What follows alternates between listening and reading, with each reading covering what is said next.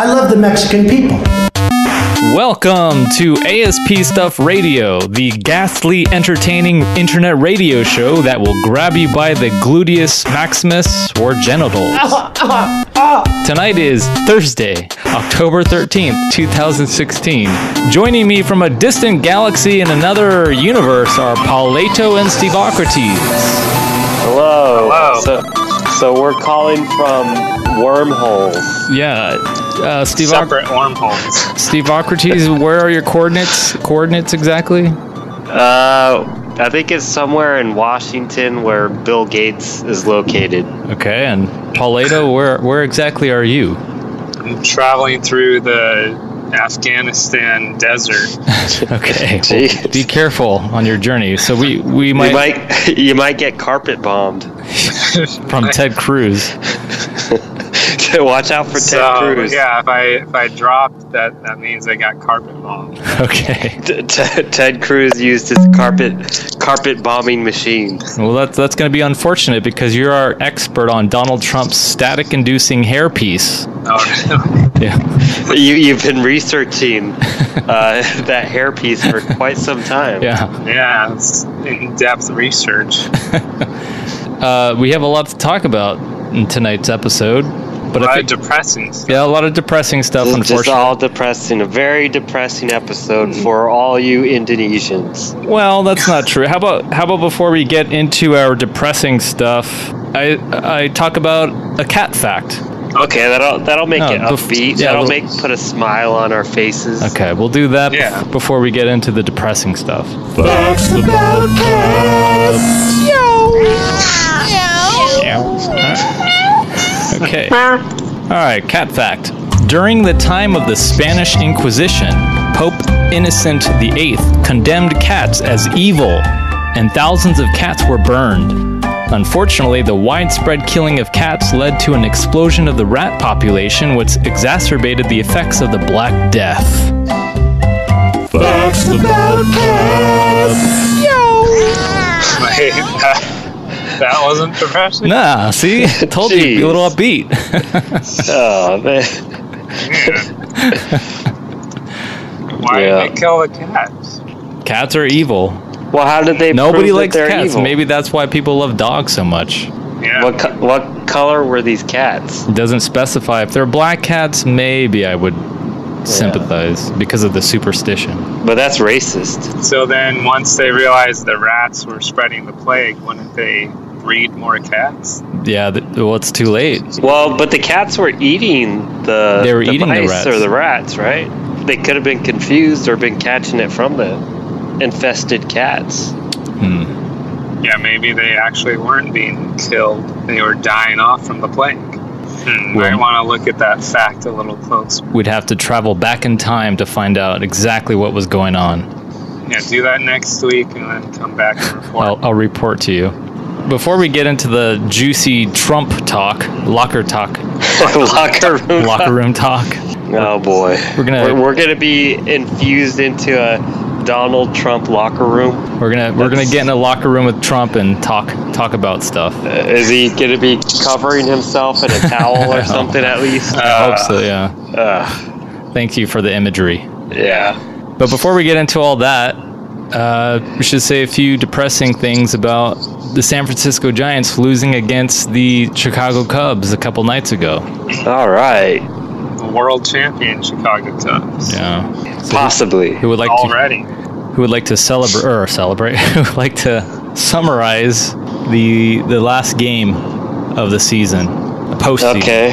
So the Giants were winning 5-2 in the top of the ninth, right? Mm-hmm. And Matt Moore was dealing. Yeah, he was on. Matt Moore he could have easily, without a couple of plays not going a certain way, he could have been pitching a perfect game. He was hot. Really. He was hot, as baseball sportscasters say. Yeah. Kind of. So, Bochy... Matt Moore is hot. Yeah, Bochy kind of had a little bit of a brain lips or something. A brain fart. But he decided, well, it'd be good to take out a hot pitcher. when he's at his best, when he's at his hottest. Let's take him out. And instead, Bochy decided like Donald Trump.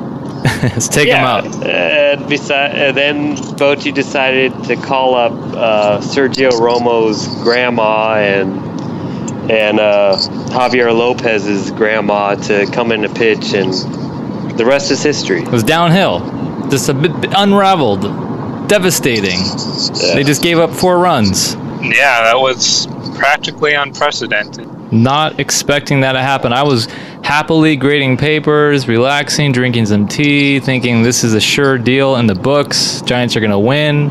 And what I was doing, I was watching, and after knowing that their grandmas are pitching, and after ball 1, 2, 3, 4, 5, 6, 7, ball 8, 9, my heart started. I was by myself, but I started like hitting the side of the couch. I didn't know what the hell. Well, it was sort of the worst of things all came together. I mean, Derek Law, so he fell behind, but he did get Chris Bryant to hit a ground ball, and it was where the shortstop normally would play, but because of the shift, which we've seen in the past, the shift came back and bit the Giants again. That ground ball went through, but the key at bat was Lopez's against Rizzo. So I was blocking Rizzo. That really did them in. Did they put Will Smith in or no? Yeah, he was in. Oh, they did. Oh, yeah. He came in after Romo gave up the base hit to Zobrist, and he got a ground ball. It wasn't that hit that hard. It was back up the middle. He could have deflected it or something, but he sort of thought it would be fielded for a double play, but it went through. Oh yeah. He had a chance to. He had a chance to barehand it. That tied the game, but then it was the next batter he got the double play ball. So they could have gone extra innings with it being tied, but that throwing error by Crawford, that really cost them the game. And that was likely because he got hurt the night before. Crawford got hit on the arm. Yeah. Landed awkwardly on his right arm, so both his left and right arms were banged up, and he made a couple of costly throwing errors. So it was just everything came together in a bad way. And ended a very good, decent season by all other parts of the Giants team. Besides their bullpen, everything else was... I mean, well, the offense, right? Their offense could have been better. Could have been better, yes. But, I mean, they hit when it really counted. You know, they came through when it really counted, especially towards the end of the season. It would have advanced. Yeah, and the other thing is their offense was really, at that point, had turned around. Yeah. Had turned the corner. Especially for Panic. Crawford, Gillespie, Posey, they were all hitting well. It was almost as if everybody on their lineup was doing fine. As soon as he hit Blanco, it was bam, downhill. but from there, yeah, everybody was really contributing. So it would have been nice to see what they would have done in Game 5. Yeah. That really would have, tonight, right now, would be going on.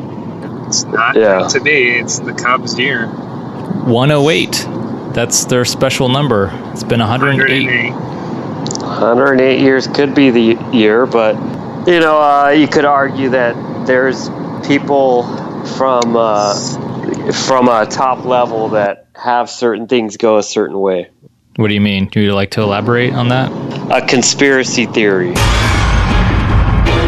No, because of the umpires and the bad replay calls. Yeah, all that. Yeah, they probably tipped them off. Good stuff. But I don't know. It's hard to say because you can't really control certain parts of the game. Well, you can have someone pay Romo's family $1.5 billion to throw balls. Somebody could have been paying Sergio Romo's grandma. Yeah. Is that why he was laughing in his glove when Bosa I did. Was he laughing? I couldn't see anything. So what was that laugh all about? I don't know. He did it before. Oh wow! I wish I saw that. Yeah, I'm not sure. He could have been laughing at himself. I'm sure he was. I don't know. That doesn't make any sense. It's a big game, and he's screwing up. Why would he laugh at himself? He did it. He signaled the motion where he's pointing to the sky. You know how he just sometimes does that, and he was really kind of laughing in his glove.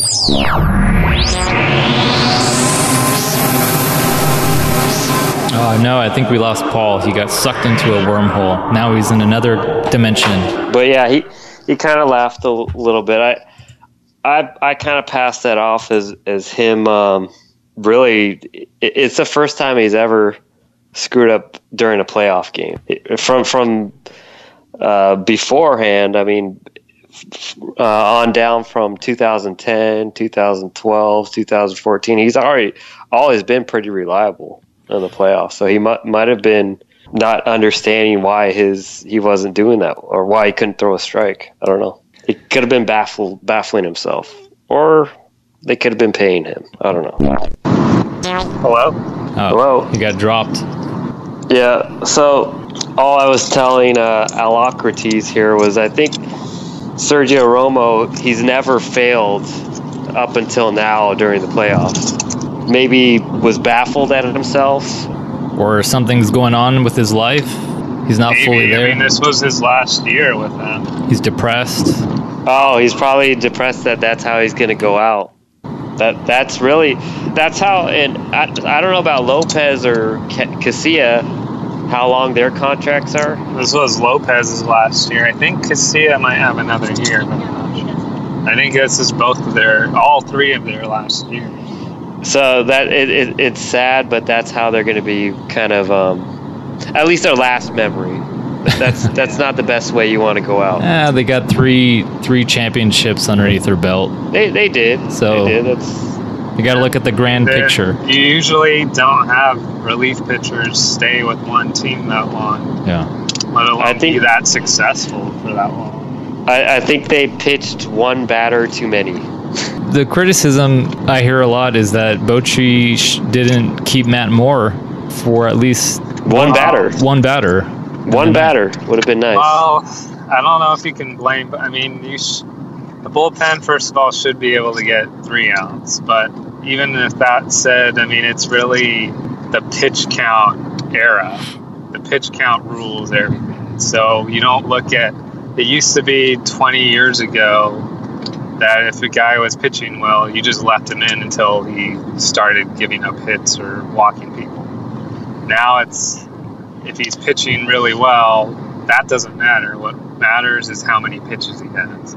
Yeah, and I see that point of view, but knowing that you have such a weak situation, knowing the significance of the game, knowing how well your current pitcher is doing, you have to really look at that. Knowing how many monumental failures they have had throughout that season, you really got to take it deep. I mean, you got to look at that. He would have had to manage this postseason where all the starters are expected to pitch complete games and push them really hard. That's why Matt Moore was hired in, right? To have that ability to pitch deep into a postseason series and have something that they didn't have in 2014. They didn't have that ability to rely on a number 4 starter to do that.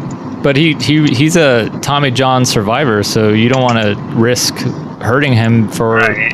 You do have that. That's the pitch count era that we're in. It's because of all these Tommy John surgeries, so people are worried about.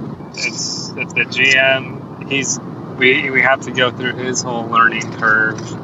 He now knows how to handle the trade deadline. He made some good trades, but there was one trade that he didn't make that cost him. So that's hopefully going forward. Well, I mean, what would it have been? To get a closer. Yeah, just need to get a closer. That's what the Giants need to work on for the next season. But I don't think there was a closer available.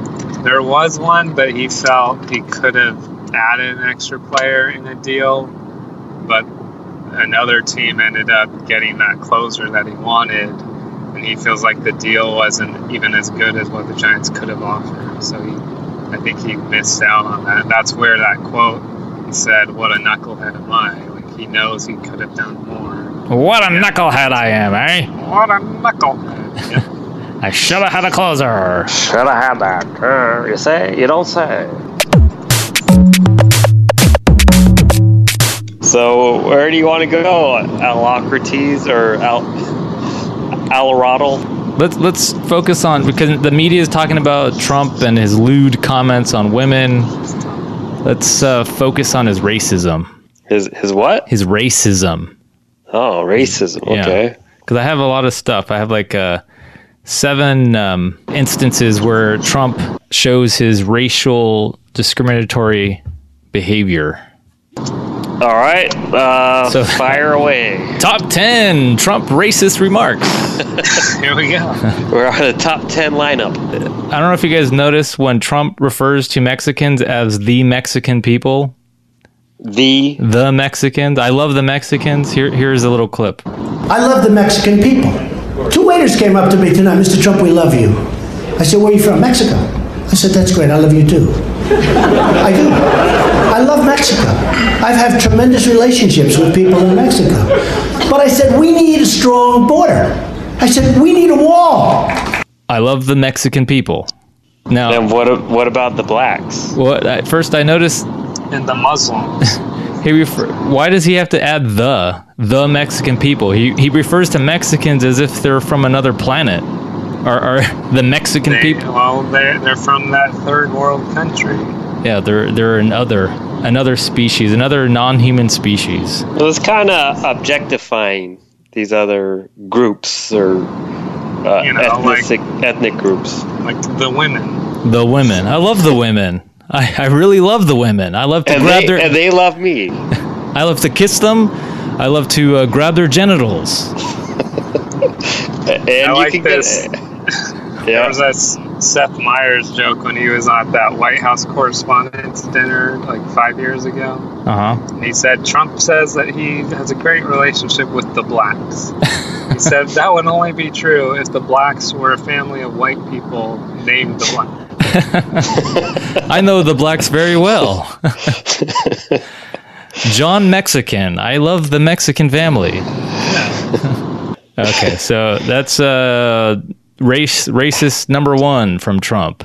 Okay, keep them coming. Number 2, Trump University. I don't know if you remember, Trump University was accused of fraud, false advertising, and unfair business practices. The case was assigned to Gonzalo P. Curiel, a United States District Judge for the Southern District of California.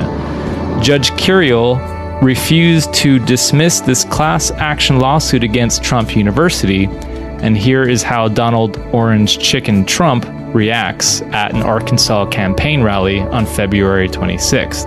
So I have a quote and a clip as well. So here's what Trump says. He says, "We have a very hostile judge because the judge should have thrown the case out on summary judgment.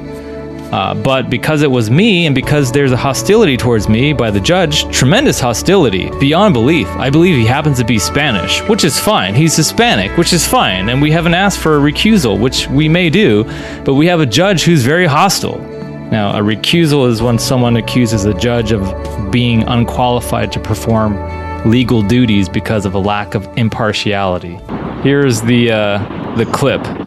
I end up with a lawsuit, and it ends up in San Diego in federal court. And it's a disgrace the way the federal court is acting, because it's a simple lawsuit. Everybody that took the so-called course, it's Trump University, is in San Diego. And the trial, they wanted to just start while I'm running for president. But I have a judge who is a hater of Donald Trump, a hater. He's a hater. His name is Gonzalo Curiel. And he is not doing the right thing. So what happens is the judge, who happens to be, we believe, Mexican, which is great. I think that's fine. You know what? I think the Mexicans are going to end up loving Donald Trump when I give all these jobs, okay? I think they're going to end up. I think they're going to love. But I will say this. I think Judge Curiel should be ashamed of himself. I think it's a disgrace that he's doing this. The judges in this court system, federal court, they ought to look into Judge Curiel, because what Judge Curiel is doing is a total disgrace, okay? But we'll come back in November. So I'll be seeing you in November, either as president. Okay. Yeah, it sounds scary. I don't know why he's going to be seeing him. That sounds like what a serial killer. I'll be seeing you in November. I got my eye on you. So what's racist about this? Trump is arguing that because Judge Curiel is Mexican, he's going to be prejudiced against him because of his proposal to build a wall around the U.S.-Mexican border. So basically, he assumes that any Mexican or non-white judge will not be impartial or unbiased while evaluating the lawsuit against Trump. If it were a white male, or maybe an orange male, then Trump's case would be dismissed for whatever reason. A judge, really, one of the main things that they're judged on is their ability to be impartial. That's the main function, or that's something that they have to do. Yeah, whether he's Mexican, Black, Hispanic, Ethiopian, Filipino, Nicaraguan, Italian, whatever, a judge is going to be unbiased and objective. That's how they get hired into their position. Yeah. But Trump thinks that because he's Mexican and Trump wants to build a border or a wall around Mexico, he's going to not dismiss his case. And you could go even further. Then you'd have to say, does Curiel have a history of not of being biased? But I just think it's very bold for Trump to accuse the judge of being unqualified on the basis of his ethnicity. That's insane. Yeah, well, who does what that? What else are you going to base it on? I mean, he gets away with a lot of things. His supporters are a basket of deplorables. That's the worst thing you can possibly Oh, man. Jeez. That's worse than being racist. Yeah, it is. Yeah. Oops. I said it. I went there. You're horrible. They are deplorables, but you just can't say it. Just don't say it. Deplorable. I'm deplorable. And moving on, number 2 or 3. I don't know which number it is. I think this is 3. 3, disparaging the blacks. And I'm not referring to the Black family. Not Joe Black? Not Joe Black. Not Meet Joe Black? So Trump made several belittling and bigoted remarks about his black casino employees and called them, quote, lazy, according to a 1991 book by John O'Donnell, a former president of Trump Plaza Hotel and Casino. So here's a quote from the textbook, or from the book, not a textbook from school, a book. Trump University? Yeah, Trump University. Required reading if you want to aspire to be a racist like Trump. Okay. So here's the quote. It's one of the required courses. How to be a racist. Yeah, and here are memorable quotes. And it isn't funny. I've got black accountants at Trump Castle and Trump Plaza. Black guys counting my money. I hate it. Next quote. The only kind of people I want counting my money are short guys that wear yarmulkes every day. Oh. And then finally, I think the guy is lazy. Now, Trump is referring to a black employee, and it's probably not his fault because laziness is a trait in blacks. It really is. I believe that. It's not anything they can control. Ouch. Man. Wait, laziness is a trait in blacks. The blacks or blacks? In blacks. He didn't say the? No, he didn't say the blacks. Oh, that's racist. Yeah. It depends if he said the. Pretty harsh words. When did he say all this? 2 weeks ago? No, well, this was a quote from a 1991 book. So this is way back. But he's a changed man. And that's what I was going to say. He's a changed man. No, he hasn't changed one bit because we have, remember Hillary Clinton in the first presidential debate, she pointed out some of his racist remarks against blacks. The blacks. That's where we have the NPR clip that you sent me. So Trump and his company was accused of racial discrimination at Trump housing developments at New York. We're going to dig in now into a story brought up at this week's presidential debate involving Donald Trump and allegations of racial discrimination decades ago at Trump housing developments in New York City. Here's what Hillary Clinton said about Trump on Monday night. Donald started his career back in 1973 being sued by the Justice Department for racial discrimination, because he would not rent apartments in one of his developments to African Americans, and he made sure that the people who worked for him understood that was the policy. And here's how Donald Trump responded. Yes, when I was very young, I went into my father's company, had a real estate company in Brooklyn and Queens, and we, along with many, many other companies throughout the country, it was a federal lawsuit, were sued.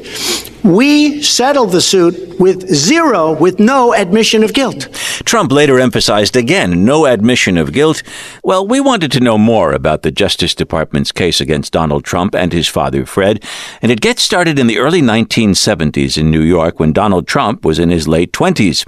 Back then, Sheila Morse was what's called a tester for the New York City Human Rights Commission.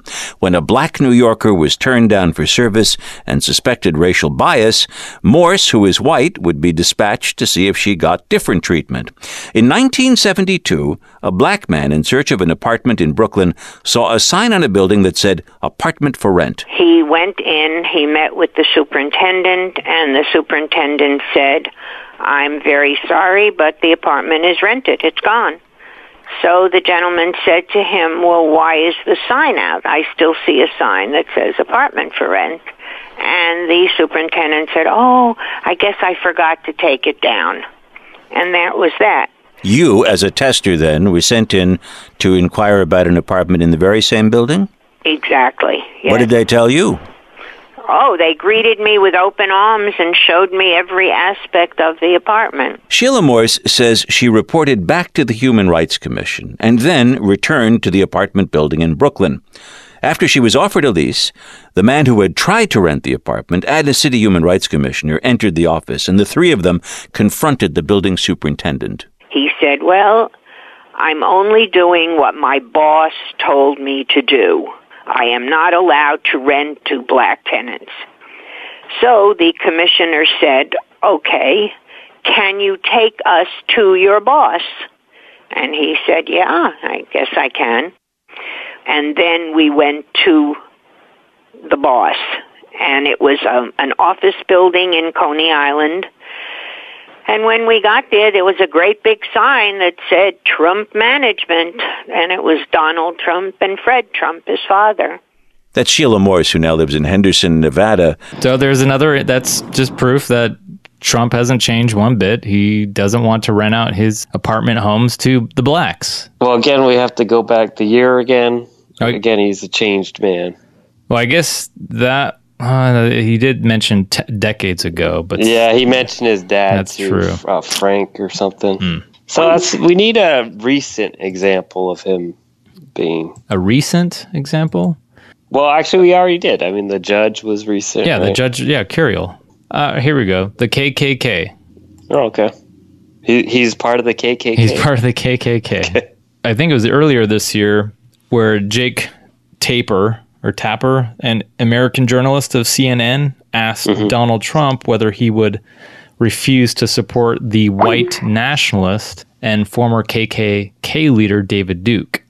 And what does Trump do? He acted like he didn't know anything about the KKK or Duke himself. I don't know if you remember that. He played ignorant. Yeah, I remember. Okay, so that was reason. I have a. But did you know who David Duke was? Yeah, but Trump didn't. Well, apparently, or he just played it off. He played it off like he didn't know who he was. Will you unequivocally condemn David Duke and say that you don't want his vote or that of other white supremacists in this election? Well, just so you understand, I don't know anything about David Duke, okay? I don't know anything about what you're even talking about with white supremacy or white supremacists. So I don't know. I mean, I don't know, did he endorse me or what's going on? Because, I know nothing about David Duke. I know nothing about white supremacists. And so you're asking me a question that I'm supposed to be talking about people that I know nothing about. But I guess the question from the Anti-Defamation League is, even if you don't know about their endorsement, there are these groups and individuals endorsing you, would you just say unequivocally you condemn them and you don't want their support? Well, I have to look at the group. I mean, I don't know what group you're talking about. You wouldn't want me to condemn a group that I know nothing about. I'd have to look. If you would send me a list of the groups, I will do research on them, and certainly I would disavow if I thought there was something wrong. But you may have groups in there that are totally fine, and it would be very unfair. So give me a list of the groups, and I'll let you know. Okay. I mean, I'm just talking about David Duke and the Ku Klux Klan here, but... I don't know. Honestly, I don't know David Duke. I don't believe I've ever met him. I'm pretty sure I didn't meet him, and I just don't know anything about him.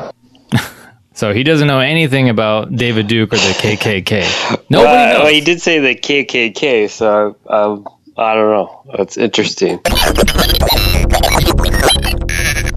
This Justin, I received an email from David Duke himself. Wow, what he just emailed us directly just now. What an we don't want. Why do we want it? We condemn him. ASP Radio. Well, hold on. Him. Let's read what he has to say. Okay, I want to unequivocally condemn him. No, but we have to read what he has to say. It's just such an odd coincidence that he's emailing us right now when we're talking about him. All right, his ears are burning. Yeah. Okay. Dear ASP Stuff Radio, I really enjoy listening to your show. Okay, I didn't know he listened to our show. Oh, no. It has brought me so much joy in my life. In fact, one of your episodes saved my life. While I was driving to church to give a speech on survival tips for white supremacists invading foreign lands, I started choking on a thick piece of orange chicken from Panda Express. As luck would have it, wow. What? That's crazy. As luck would have it, I was listening to the episode where you guys were talking about the eagle attacking Donald Trump because he looked like and smelled like a piece of orange chicken. I laughed so hard for 23 minutes, I was finally able to cough out that copious chunk of orange chicken that was deeply lodged in my esophagus. Anyway, because your show saved my life, I'd like to invest $1.5 billion in ASP Stuff Radio. Let me know what you guys think. Respectfully, David Duke, Imperial Wizard of the Knights of the Ku Klux Klan. Of the Knights? Wow. Okay, that is a hefty endorsement. What do you think? Well, is that endorsement includes the money? Endorsing and investing in our show. So, I mean, what do you think, Steve Ocrates? Do you accept his financial support for our show? Once he denounces the Ku Klux Klan. I don't know. Would you? I don't know anything about David Duke. I don't know anything. You don't know anything about David Duke? No, I don't know who he is. I don't know. You have to show me a list of all these people. What's the Ku Klux Klan? I don't know anything. Can you check your earpiece? Yeah, you might have a defective. Oh, I'm back. Oh, you're back. Paul's back. Okay, you missed a little bit, but apparently David Duke is offering ASP Radio $1.5 billion. Yeah, he wants. Oh, really? He wants to invest in our show. Well, he emailed us. Apparently, we saved his life. Okay. Yeah. He was choking on orange chicken. Yeah, and he laughed at one of our episodes. Okay. He laughed at one of our episodes. It helped project that piece of chicken out of his throat. So, do we accept it? Do we accept his endorsement? Now he is I wouldn't accept his endorsement, but I think we should take his money. Okay, that's what I was asking. Can we get the money without the endorsement? Isn't that the same thing? No, it's different. I guess it depends on if you do what he wants you to do. That's true. We probably have to advertise his ideology. Ku Klux Klan shops. And wardrobe. are we actually, is next week, because this is during the primaries, right? Mm-hmm. Are we in the deep south next week? What, are we at Mississippi trying to get the primary vote? I hope not. But that was around Redding, California. Are we in Redding next week? Depends if we're in Redding next week. But that's what it was all about, right? When he accepted the endorsement or didn't denounce David Duke, it was because the very next day or week he had to be in Mississippi or Alabama or something. Back in 2000, Donald Trump expressed his views on the Today Show about what he thinks of David Duke. What do you see as the biggest problem with the Reform Party right now? Well, you've got David Duke just joined, a bigot, a racist, a problem. I mean, this is not exactly the people you want in your party. Okay. So he doesn't know anything about David Duke, but he also thinks he's a bigot, a racist, a problem. Yeah, I mean, maybe next time he could do a little compilation of things that Donald Trump says one day or 1 year, and then him contradicting himself the very next day or the very next year. I mean, there are a lot of examples of that. I don't know anything about David Duke, okay? I don't know anything about what you're even talking about with white supremacy or white supremacists. So, well, you've got David Duke just joined, a bigot, a racist, a problem. I mean, this is not exactly the people you want in your party. Yeah, now I should point out that Trump's father, Fred Trump, was arrested in 1927. Is that right? 1927? He must be like is that 200 years old. Anyway, so he was arrested for whatever reason following a KKK riot in Queens. So I don't know. Maybe he was just an innocent bystander. I don't know. Is this proof that Trump Sr. was a member of the KKK? What the hell is he doing in a riot? I don't know. Involved. He probably was a member. Probably. He's probably Trump is a KKK descendant. Yeah, sounds like. Back in the 20s. Back in the 20s, he used to tar people, and feather people. It's horrible, deplorable. All right, let's continue with this racist rampage by Donald Trump. This concerns Native Americans. Quote. This is from a website. In 1993, when Trump wanted to open a casino in Bridgeport, Connecticut, that would compete with another casino owned by the Mashantucket Pequot Nation, a local Native American tribe, he told the House Subcommittee on Native American Affairs that, quote, "They don't look like Indians to me. They don't look like Indians to Indians," end quote. That's harsh. It's like, hey, Steve-ocrates, you don't look like a Nicaraguan, and you don't look like a Nicaraguan to Nicaraguans. So what are we? What are Indians supposed to look like? You have to ask Trump. Yeah, can you clarify on what you mean by that? It's derogatory nonetheless. Racial remark about Latinos. Latina. So 2 guys were arrested in Boston. This was actually earlier this year. I don't know if you remember. 2 guys were arrested in Boston for beating up a homeless Latino man in light of Trump's anti-immigrant message. And here's what one of the guys said. Donald Trump was right. All these illegals need to be deported. And Trump's response regarding that incident, he says, quote, "I will say that people who are following me are very passionate. They love this country and they want this country to be great again. They are passionate." It's a political way of putting it.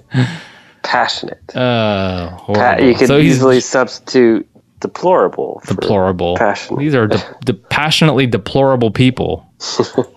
Yeah, I remember that. He was sort of encouraging people to beat up all those quote unquote beat up the illegal immigrants. Wow, but this guy was homeless? It was a homeless Latino man. Jeez. Beat him up. Get out of here. Go back to your country. All for Trump. A la orange chicken. And then finally, racial profiling, where Trump blatantly supports racial profiling, which is stop and frisk. Stop and frisk, law and order. It's a highly discriminatory act that law officials use to target individuals who are suspicious of a crime based completely on the person's race. That was in the first debate, right? Where he's talking about him, New York going back to stop and frisk or something. And, if there was any other presidential candidate, like say Obama did that, promoted stop and frisk back in 2012, or Mitt Romney did that would be it for them. Once they started promoting stop and frisk, that's it. They would have, their ratings or their poll ratings would have plunged. But the reason why it even was an issue or a topic was because of the shootings and ISIS. Yeah, which is even worse. It's even worse. Now we're in an environment where you have this divide between officers and minorities and all that, and probably as bad as it gets. Yeah. I think profiling is something that we're going to have to start thinking about as a country, and other countries do it. And you look at Israel and you look at others, and they do it, and they do it successfully. And, I hate the concept of profiling, but we have to start using common sense, and we have to use our heads. I see people that, and I've seen it recently. We had a case where, very much, in my case, where we had tremendous numbers of people coming into a speech I was making, and, people that obviously had no guns, had no weapons, had no anything, and they were going through screening, and they were going through the same scrutiny. The absolute same scrutiny as somebody else that looked like it could have been a possible person. So we really have to look at profiling. We have to look at it seriously. And other countries do it, and it's not the worst thing to do. I hate the concept of profiling, but we have to use common sense. We're not using common sense. We're not using common sense? Yeah, I mean, profiling just makes it worse. It leads to more racism, more bigotry, and it'll spiral out of control. I don't know, right? But how do you even justify that as common sense? How it seems like the exact opposite, like foolish sense, irrational. Yeah, he's way out of line when he tries to put a logic to it, right? So if someone's wearing a towel around their head and they're dark brown and they're playing Pokemon, then we should profile. I mean, what he's saying, he's not being real. He's being very diplomatic about it, trying to be politically correct about it. He's not calling it racial profiling. He's just saying profiling. But what are you profiling based on? Exactly. What is that profiling based on? The religion and the way they dress. The way they look. The color of their skin. Right. I mean, you could profile based on... There's not much else you could profile. I don't know. How their last name is spelled. You won't be able to know their names unless they're wearing name tags. Yeah. Well, that's what they were doing for 9/11, right? They would... For ticketing airlines, right, you would know their last name, and then if it was Ahmed or Muhammad or something, then they would be blacklisted. I didn't know they did that. Oh yeah, they were doing that. Yeah. Well, it's a good thing they didn't look at my name because it's Allah Machar Machinchin. Yeah. No, they were. I had one of my coworkers, one of my old friends. He was almost every time his last name was Indian, and every time he'd be asked to go to the side and be frisked, right? Oh my God! That was allowed back then because his name was Vijay Kumar. Yeah, that was definitely allowed back then, and people didn't think anything of it. The deplorables don't think anything of it.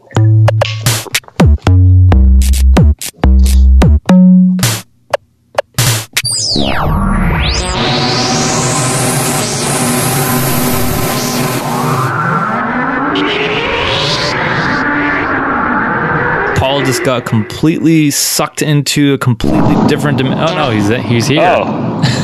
Whoa! Just when we thought we lost you, you came back. Yeah, we were talking about you being sucked up by a non-racial hole. Yeah, we were in the mountain section when we got through it. Well, we had just wrapped up discussing all the Trump racisms. All right. So you missed out on the fun. The last thing we said was Trump is all for profiling or stop and frisk. Yeah, the thing that was deemed unconstitutional, but some people say it wasn't deemed unconstitutional. I don't know why that's such a hard fact to confirm. We were talking about Trump thinks that it's common sense. You should stop and frisk people who are brown and look Middle Eastern. Well, he didn't say stop people who looked brown or Middle Eastern. He just said stop people that look suspicious. I don't know. What does that mean? Someone who's playing a white guy playing Pokemon. Common sense. It's common sense. They look suspicious. Or what do you call Pokemon Go? Pokemon Go. That's suspicious. People who play that, you have to stop them first. Yeah. Everybody that's playing Pokemon Go, or just certain people? Certain types. Certain types of people that are suspiciously playing Pokemon Go. Yeah. Oh, the way they're playing. The way they're playing. Okay. And if they happen to have clothing on top of their head, like a certain type of towel, cloth material. Okay, anyway. We've lost all of our minority audience, for sure, definitely. So instead of playing a game, I decided we can... Well, I guess it's a game. It's a philosophy game, a moral conundrum. What would you do in this moral situation? What would you do in this moral predicament? This one deals with the ethics of driving or self-driving cars. Oh. So there was I'm going to read this. This was from the Philosophy Now magazine. Oh, everybody subscribes to that. That's like the most popular publication. Yeah, everyone loves the Philosophy Now magazine. So here's a recent academic study of the processing of moral dilemmas by self-driving cars may throw some light on a more general ethical problem. Enthusiasts for self-driving cars have argued that they will drastically reduce the number of traffic accidents. However, the computers controlling them will occasionally confront crisis situations, just as human drivers do, in which they must choose between the safety of those inside the vehicle and that of people outside the vehicle, pedestrians or other motorists. How should they be programmed to deal with such dilemmas? An article in Science in June has done much to clarify this difficulty. Researchers presented 6 online questionnaires to 2,000 people asking in varying ways about priorities of passenger safety versus the safety of others outside the car. The authors concluded that the surveys showed a threefold result. First, most respondents agreed that self-drive cars should be programmed to always prioritize the lives of many over the lives of fewer individuals. Second, respondents believed it a good idea for people to use such cars. And third, they did not want to drive such a car themselves for fear that its moral algorithm might subordinate their own safety or that of their loved ones to that of a greater number of strangers outside the car. So this means that the advantage of self-drive cars saving more lives may be lost if people are unwilling to use them. All right, so the question I have is, would you agree that self-drive cars should be programmed to always protect the lives of many over the lives of fewer individuals, and why? Who's first? So if you had to get inside a self-drive car and you knew that it was programmed in such a way that it will always protect the lives of more people than the people inside the car, what would you do? Well, What's could we the situation? Could we somehow profile these folks? What do you mean profile? Well, it doesn't matter. It doesn't matter who they are, what they look like. Suppose you're driving. Family. Well, hey. The Blacks? Is it Joe Black and his family? Yeah, it's Joe Black and his family. The family of 3 or 4. And they're in the car. They're in the car. They're heading, I don't know, they're going to the movie theater. And they see 10 little kids playing hopscotch. They see Tom White. And somehow, for whatever reason, the car is heading towards these 10 little kids playing hopscotch. The car is programmed to explode. Explode. I don't know. Get out of the way. Maybe he's going to hit a wall.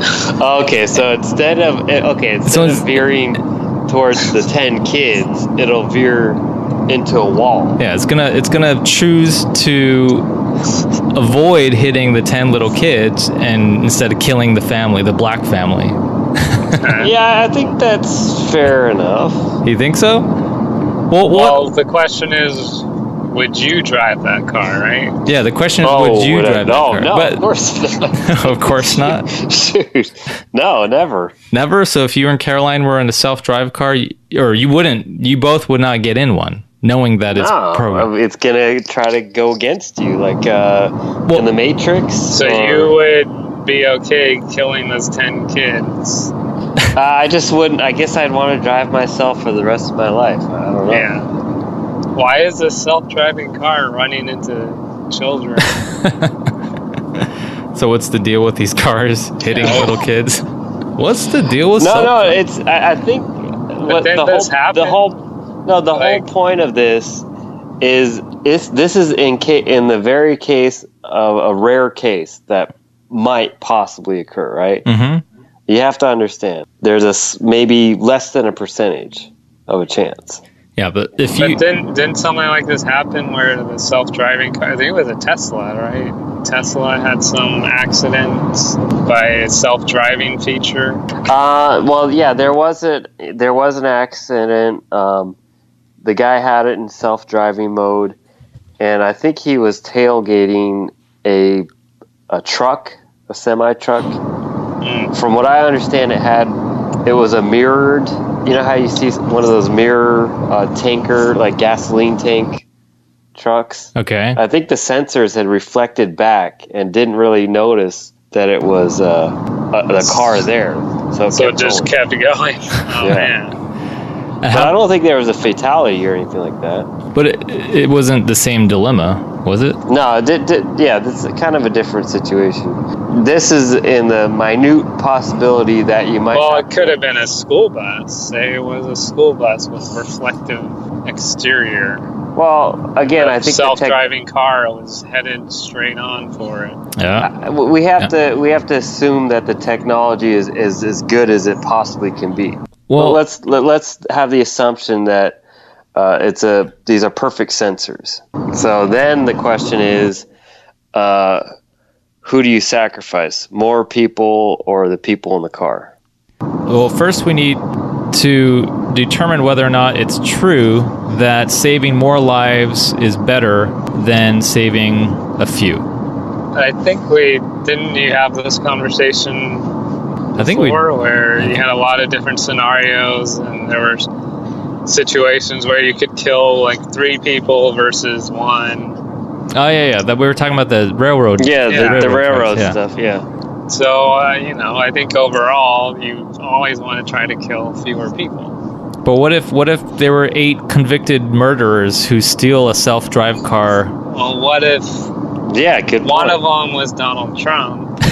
Yeah, that's why you got to somehow profile. Was Barack Obama. So it depends if you're deplorable. Oh, I see. So how do you put value on the life of each individual person? Yeah, it could come down to one over another. The car doesn't know that. The car only sees quantity. It only determines how many people. It doesn't see quality. No, it doesn't see the quality. It ignores quantity over quality. It ignores Trump's face and the color of Obama's skin. The sensors could be sense orange. It senses race and ethnicity.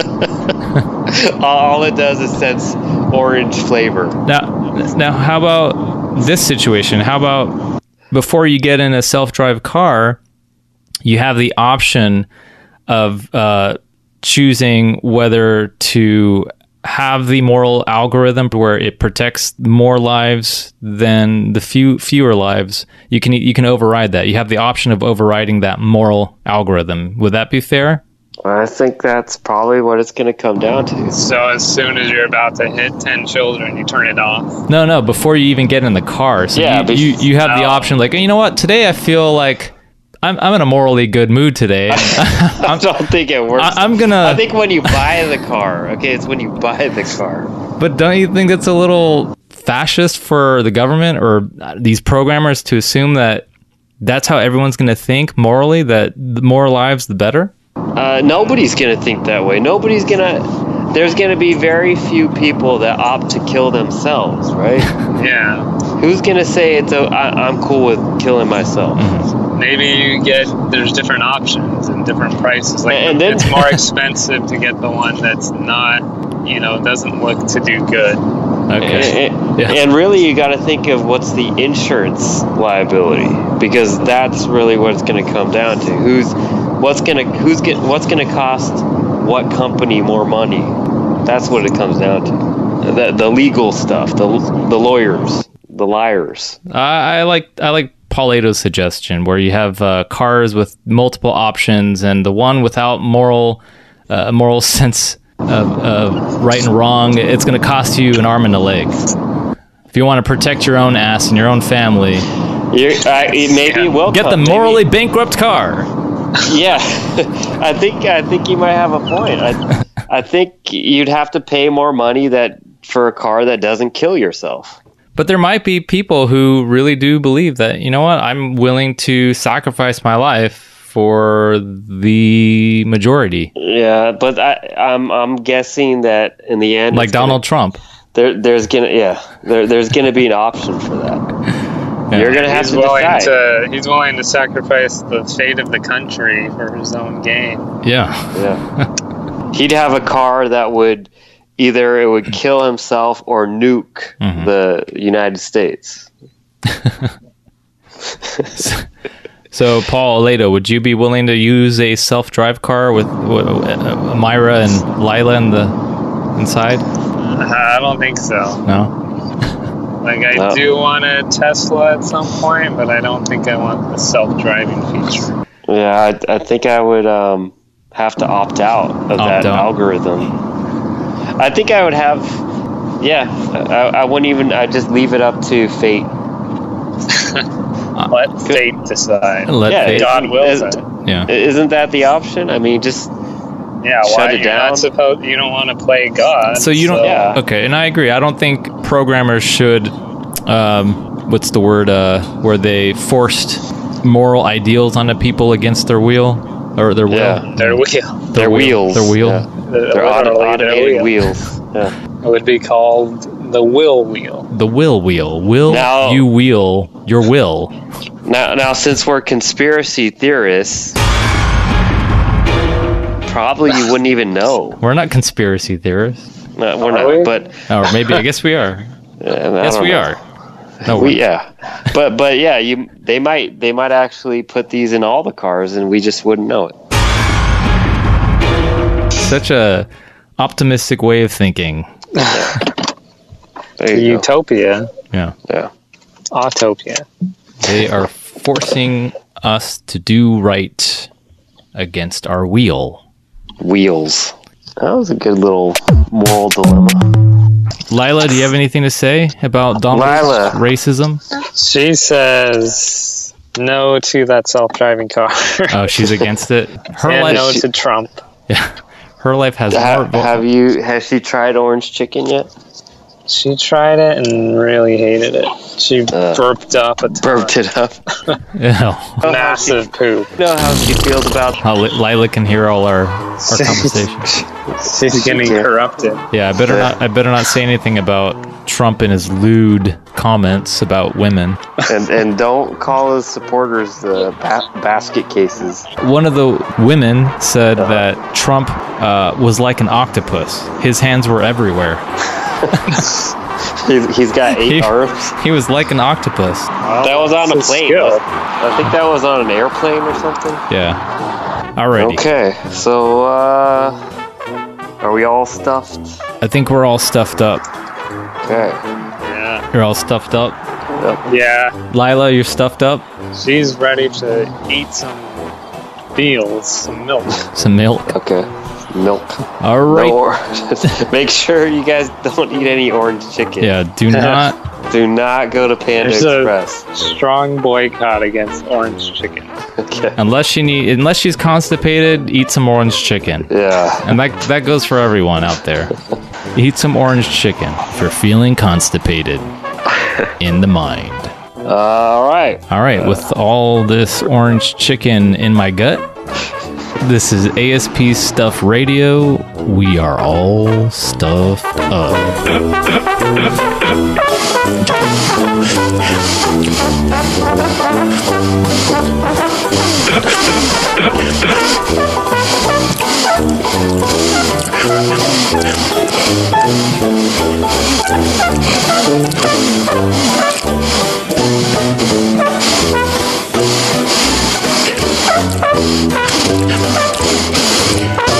I love the Mexican people.